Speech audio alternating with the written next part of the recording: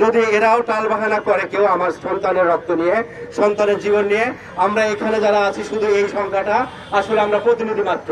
ঢাকা বিশ্ববিদ্যালয়ের সমস্ত শিক্ষক শিক্ষার্থী আমাদের সাথে থাকবে আমরা আশা করি।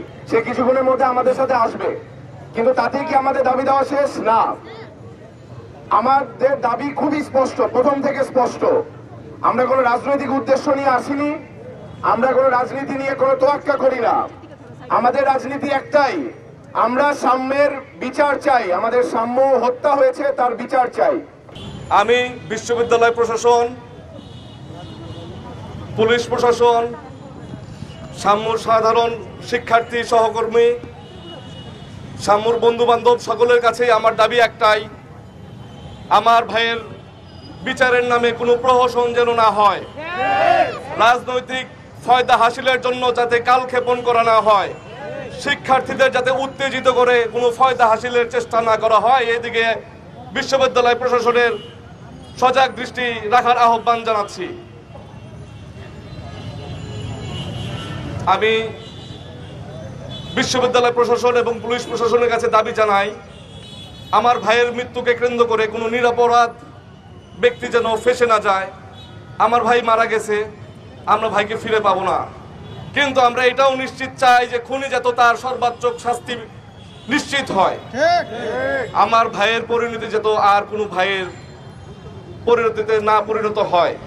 এই হত্যার বিচার হওয়ার আগ পর্যন্ত এবং খুনিদের যথাযথ বিচার এবং শাস্তি হওয়ার আগ পর্যন্ত আমরা রাজপথ থেকে আমাদেরকে কেউ এক চুল সরাতে পারবে না। ঠিক, আমরা ন্যায় সঙ্গত পথে আছি।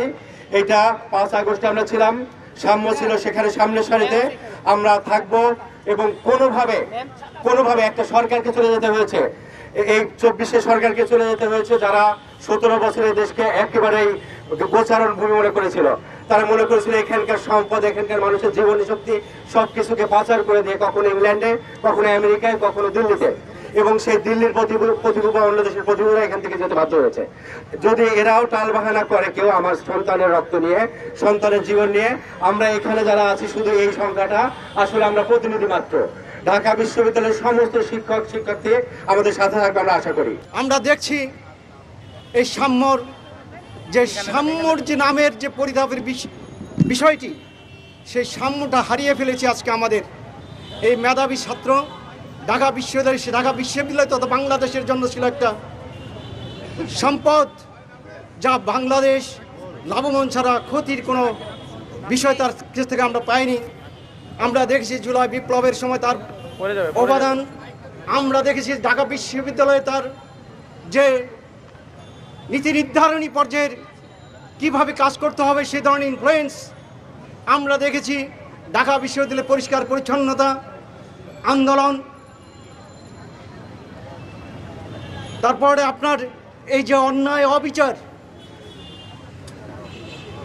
তার মধ্যে দুর্নীতি, রাহাজানি এবং সন্ত্রাসের বিরুদ্ধে তার যে দীপ্ত লড়াই, এটা আমরা দেখেছি, অবজার্ভ করেছি। আজকে সেই মেধাবী ছাত্র আমাদের মাঝে নেই, আমরা তার বিচার চাই। এই বিচার আমাদের কাছে প্রত্যাশিত।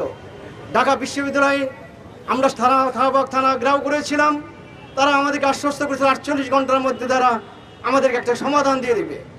আজকে এখন 12টা বাজার 20 মিনিট বাকি আছে।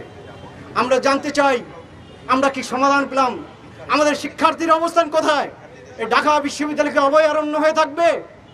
আজকে দেখেন আমাদের মল চত্বর, যেখানে সাধারণ শিক্ষার্থীদের পদচারণায় সেখানে উদ্ভাসিত হবে, সেখানে সন্ধ্যার পরে যদি আপনি দেখেন সেখানে ঢাকা বিশ্ববিদ্যালয়ের নামধারী বহিরাগত সন্ত্রাসী, বহিরাগত ছাত্র, বহিরাগত মানুষের পদচারণায় আপনি সেখানে হাঁটতে পারবেন না।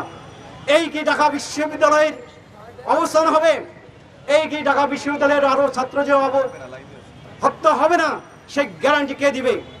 আমরা চাই ঢাকা বিশ্ববিদ্যালয় আজকের সাধারণ ছাত্রদের অভয়ারণ্য না হয়ে বয়সহীনভাবে তার পদযাত্রায় চলবে এবং স্বাধীন মতামত প্রকাশ করবে এবং চলতে থাকবে।